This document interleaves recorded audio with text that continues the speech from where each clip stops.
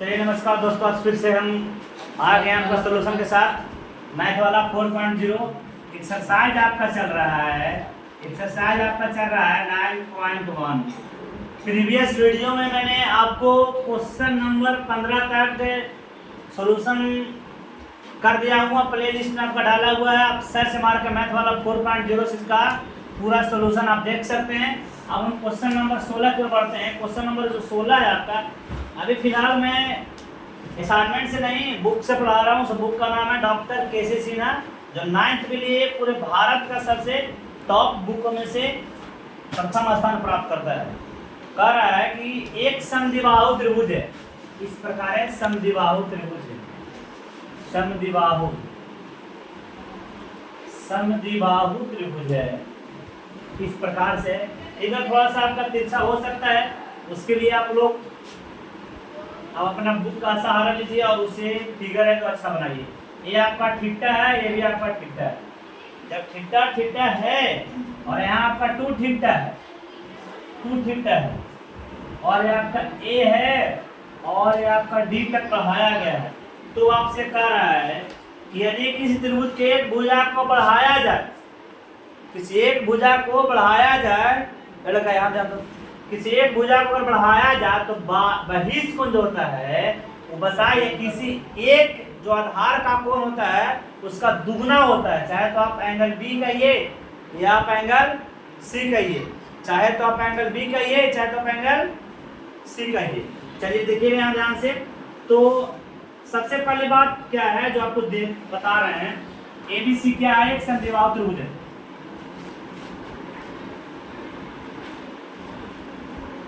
ABC एक समद्विबाहु त्रिभुज है। एबीसी एक कैसा है? समद्विबाहु है।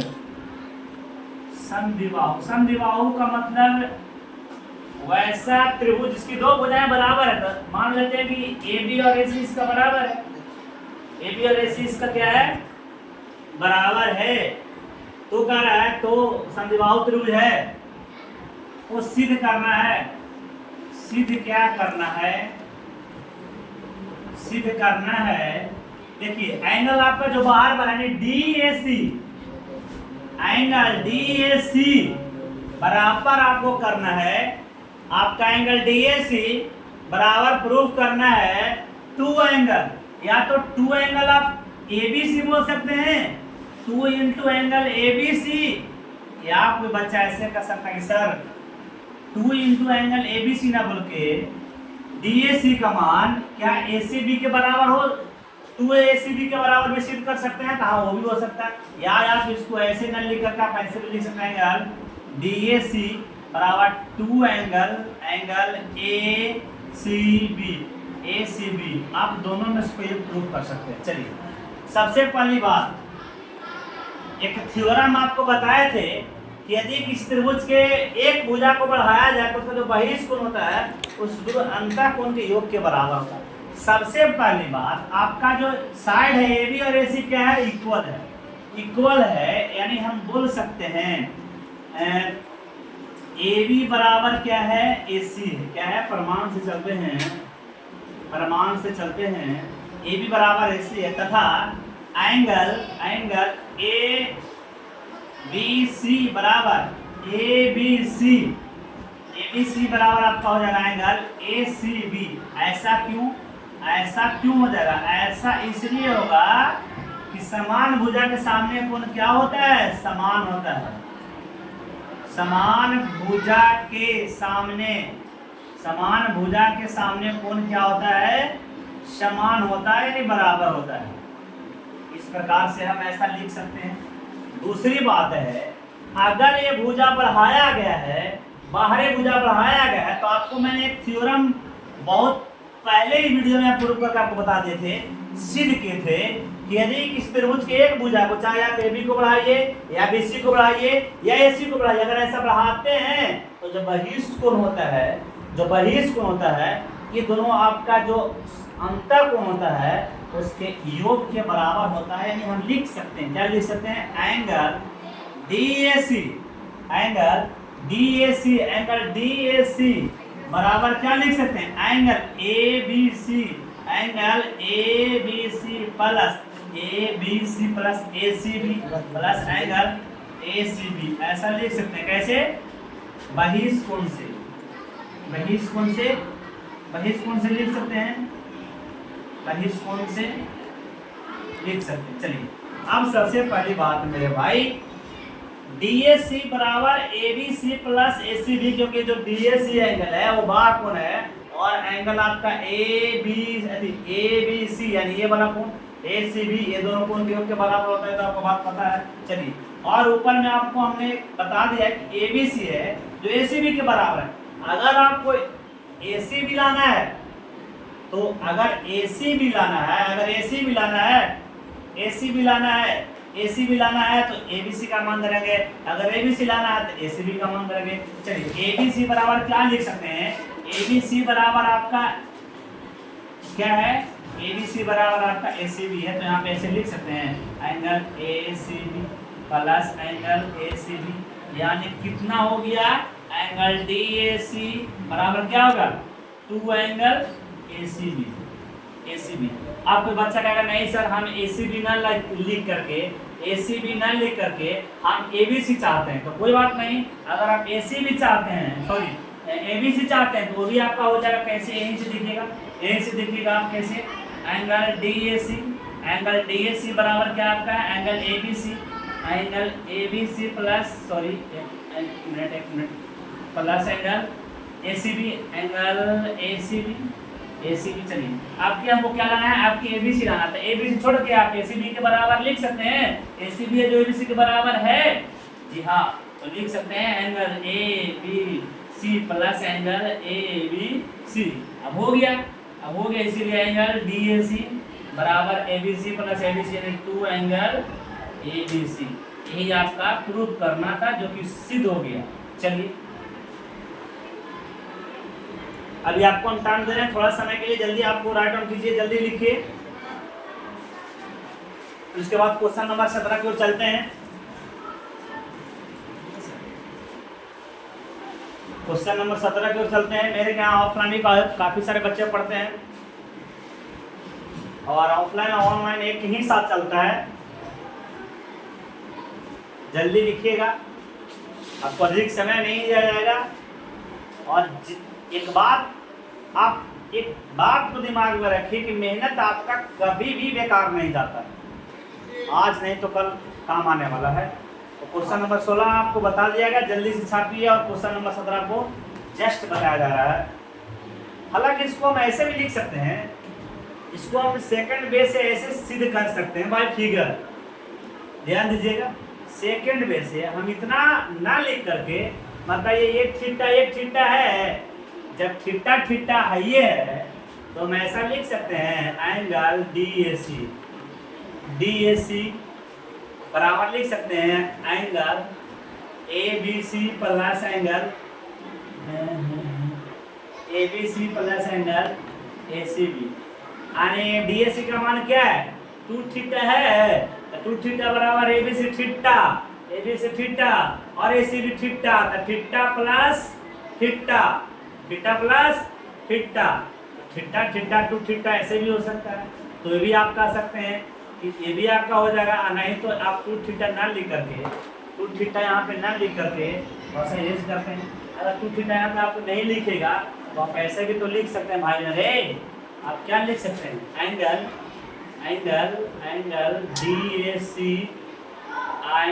DAC आपका जो हो जाएगा, थोड़ा सा अभी बोर्ड में प्रॉब्लम आ गया है। एंगल यहाँ पे आपको हम इसको लिख देते हैं एंगल DAC। चलिए देखिएगा, एंगल DAC है थीटा 2 थीटा, तो लिख सकते हैं एंगल DAC बराबर थीटा 2 थीटा लिख सकते हैं। तो 2 थीटा का बराबर नहीं होगा, ये भी आपका साबित हो गया। लेकिन करेक्ट आपका ये दोनों करेक्ट है, आप कैसे बना सकते हैं, फिगर के थ्रू आप वो भी बना सकते हैं।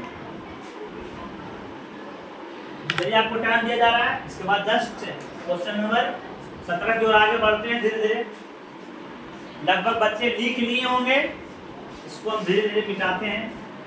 अब हम चलते हैं क्वेश्चन नंबर 17 की ओर, क्वेश्चन नंबर 17 की ओर। और कल आपका क्लास नहीं चल पाएगा ऑनलाइन, इसके पीछे कारण है कल विश्वकर्मा पूजा है, इसके चलते आपका छुट्टी रहेगा। ऑफलाइन में बहुत सारे बच्चे डिमांड कर रहे हैं कि सर कल छुट्टी तो चलिए कल छुट्टी दे दिया जाता है।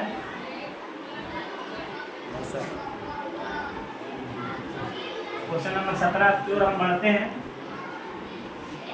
त्रिभुज की सर्वांग क्षमता से यहाँ तक सीजीएल जैसे कॉम्पिटिटिव एग्जाम में भी पूछते हैं, इस बार भी पूछा था 2024 में भी क्वेश्चन आया था सीजीएल में। सीजीएल भारत का सेमी आईएएस के नाम से जाना जाने वाला एग्जाम है, इसीलिए बोलते हैं मेहनत आपका कभी बेकार नहीं जाता है। और बहुत ही आसान क्वेश्चन पूछा था कि दो त्रिभुज को सर्वांगसम होने के लिए कंडीशन क्या है, तो कंडीशन आपको 4 को बताया था, लेकिन जो वो ऑप्शन आपका दिया हुआ था एक भी कंडीशन वहाँ पे जो आपको 9 क्लास में बताया गया है उस एक भी कंडीशन को फॉलो नहीं कर रहा था, तो इसलिए थोड़ा सा लेवल अप रहता है। सीजीएल है तो थोड़ा सा लेवल तो अप रहने करेगा, तो ग्रेजुएट लेवल पर एग्जाम होता है, आप 9th में पढ़ रहे हैं, थोड़ा सा तो लेवल अप रहना ही रहना है। चलिए आते हैं, अब कहता है एक आकृति आपका इस प्रकार से दिया हुआ है,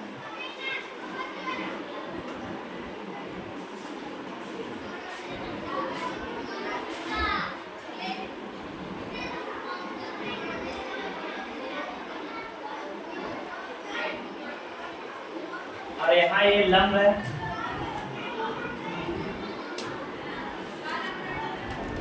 इसका नेमिंग हम कर देते हैं। ये है आपका ए, ये है आपका बी, ये है आपका सी, ये है आपका डी, और ये आपका है एम, और ये आपका है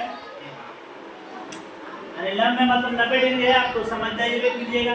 तो साबित करना है, देखिए क्या कर रहा है, एबीसी की भुजा एबी और सीडी, एबी और सीडी के मध्य बिंदु है यानी एम है जो बीएम के बराबर है, और डीएन है जो सीएम के बराबर है, मध्य बिंदु है।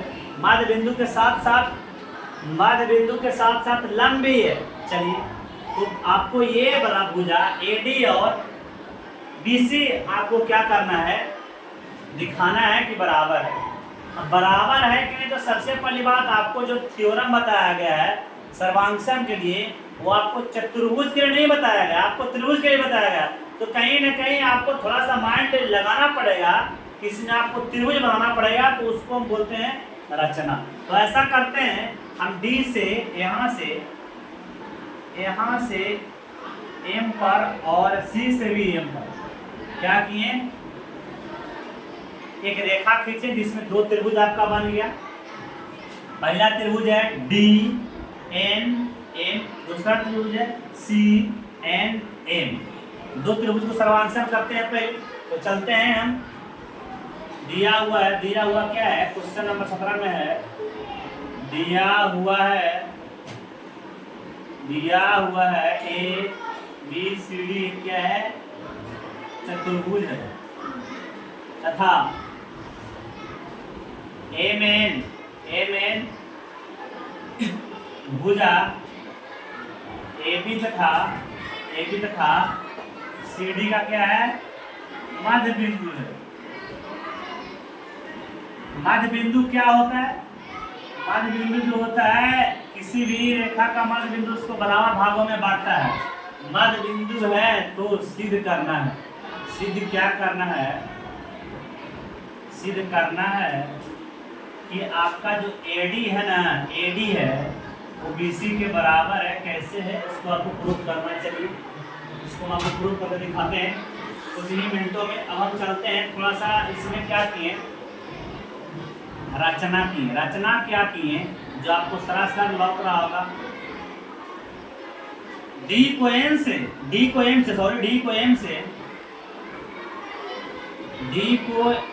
तथा सी को एम से क्या किए, डी को एम तथा सी को एम से मिलाएं। मिलाने पर आपका 2 त्रिभुज बन गया। तो चलते हैं प्रमाण से, प्रमाण में आपका चलते हैं भाई मेरे, आप चलते हैं, देखिएगा अगर यहाँ डी ले रहे हैं डी एन एम, तो यहाँ पे आपको सी एन एम लेना पड़ेगा। तो हम चलते हैं त्रिभुज डी एन एन तथा त्रिभुज सी एन एन। चलिए इसमें क्या कीजिएगा, तो सबसे पहली बात है एंगल आपका एम एन डी, चाहे D N N C N M, ऐसा लिख सकते हैं। एंगल आपका क्या है, एंगल डी एन एम या एम एन डी, एक ही बात है। डी एन एम है जो बराबर है किसका एंगल सी एन एम का, एंगल सी एन एम। क्यों बराबर है, इसलिए बराबर है मेरे भाई क्योंकि ये अगर 90 डिग्री है, ये भी आपका 90 होगा क्योंकि लंब है, जाहिर सी बात है 90 है। और दूसरा तो ये भी कहता है एक रेखा पर जितना भी कोण बनता है उसका योग होता है 180। तो आपका एन बराबर हो जाएगा डी एन एम ये वाला एंगल, सी एन एम ये वाला एंगल। दूसरी बात क्या है, दोनों त्रिभुज में एम एन क्या है, कॉमन है। ऐसा लिख सकते हैं एम एन और एम एन बराबर है। कैसे भाई, का कॉमन है, दोनों में क्या है, कॉमन है।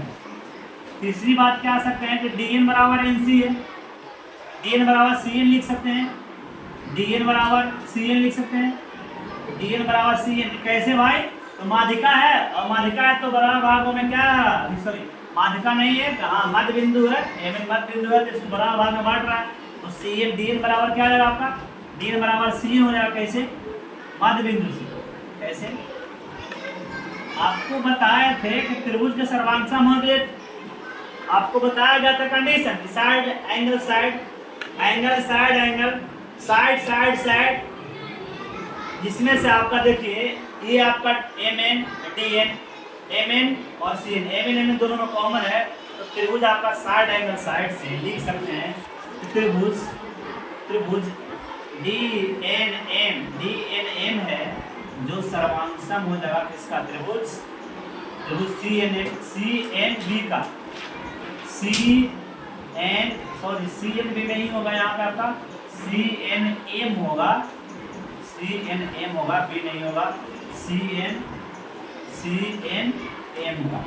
अच्छा, जब अगर त्रिभुज अगर सर्वांग है तो क्या डीएम है जो सीएम के बराबर हो सकता है, डीएम है जो सीएम के बराबर हो सकता है। देखिए अगर यहाँ हम डी और एम ले रहे हैं तो यहाँ सी और एम लेंगे, अगर यहाँ एम ले रहे हैं तो यहाँ भी एन एम लेंगे, अगर यहाँ पे आपको लिया जा रहा है एम डी तो यहाँ पर आपको एम सी लेना पड़ेगा। तो इसका मतलब कहीं ना कहीं जब त्रिभुज सर्वांग है तो हम ऐसा लिख सकते हैं डीएम बराबर आपका हो जाएगा सीएम। कैसे, तो सीपीसिटी से आपका क्या हो गया, बराबर हो गया।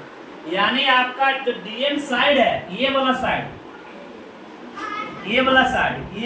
की बात कर रहे हैं भाई, डीएम ये वाला साइड और ये वाला साइड आपका क्या हो गया। अब इसलिए इसको मैंने लिखा क्योंकि अब हमको ए बी और बी सी बराबर करना है, तो कहीं ना कहीं हमको ये वाला त्रिभुज और ये वाला त्रिभुज क्या करना पड़ेगा, सर्वांग सम। तो उसको सर्वांग सम करने के लिए चाहे तो तीनों साइड बराबर कर दीजिए, या आप ये दो साइड एक एंगल बराबर कीजिए, चाहे आप दो एंगल एक साइड बराबर कीजिए। तो सबसे पहली बात डीएम तो डीएम सीएम बराबर हो गया, साइड को बराबर हो गया।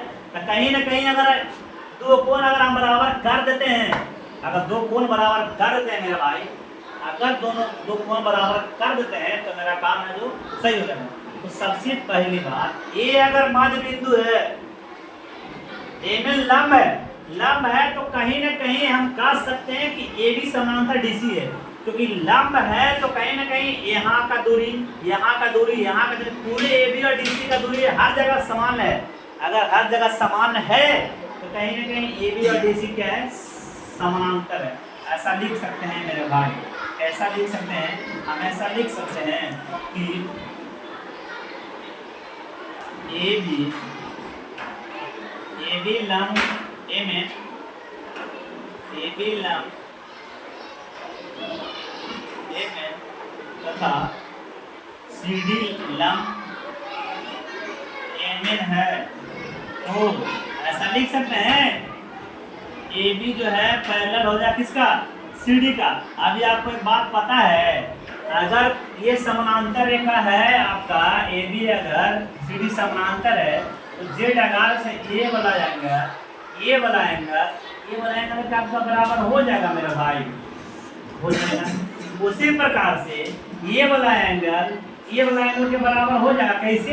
रेखांतर कोण से। जब समांतर है तो रेखांतर कोण से लिख सकते हैं। ऐसा देखिएगा ध्यान से, यहाँ देखिएगा मेरा भाई, ये इसके इसमें सिर्फ बात कर रहे हैं तो लिख सकते हैं एंगल AMD,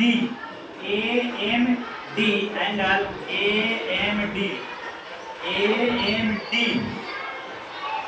AMD बराबर एंगल AMD लिए हैं तो यहाँ से हम ऐसा ले सकते हैं, क्या ले सकते हैं आप, NDM ले सकते हैं, NDM, एंगल NDM बराबर है कैसे, एकांतर कोण से। कैसे? एकांतर कोण से। चलिए उसी प्रकार से अगर ये दोनों बराबर तो फिर इस प्रकार से यहाँ भी लिख सकते हैं। यहाँ पे क्या लिख सकते हैं आप, MCN बराबर आपका हो जाएगा,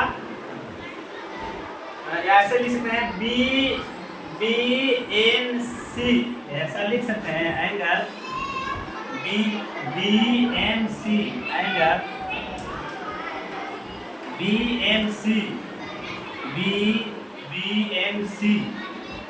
BNC बराबर एंगल हो जाएगा आपका, BNC बराबर किसका हो जाएगा एंगल, NCM,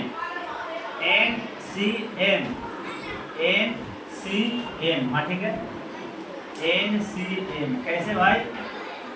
एकांतर कोण से। यानी आपका देखिएगा, सबसे पहली बात आपका AMD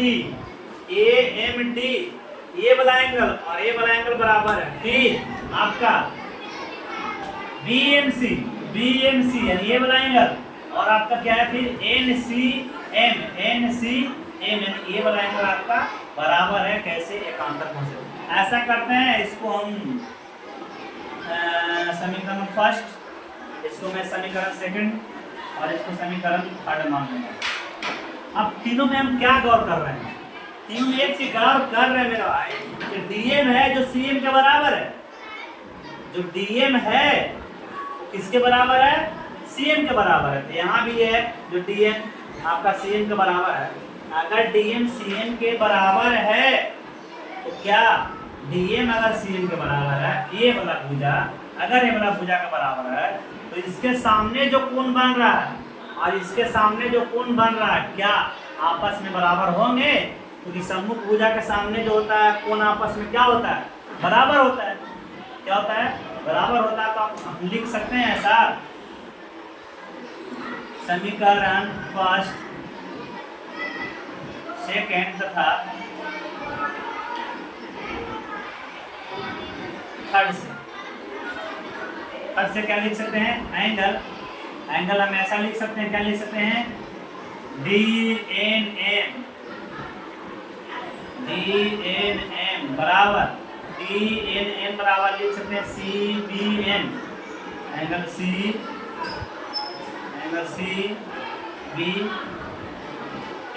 ऐसा लिख सकते हैं।